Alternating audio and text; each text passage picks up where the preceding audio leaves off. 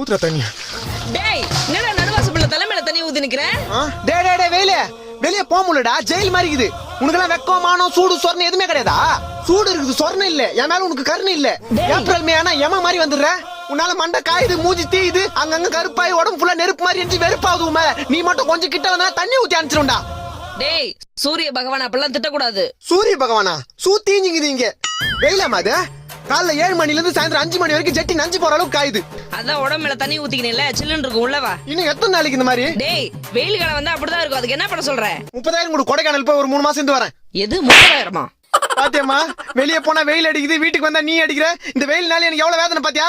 ஏ வெயிலே, உன் வெப்பநிலைய காமிச்சல, என்ன வெறுப்பேத்தில. என் அம்மா கிட்டே என்ன அடி வாங்க வச்சல. நானும் மனுஷனா, வீட்டுல ஏசி இருக்கு, ஃபேன் இருக்கு. சத்தியமா 3 மாசத்துக்கு வீட்டை விட்டு வெளியே வர மாட்டேன். போறேன், வரவே மாட்டேன்.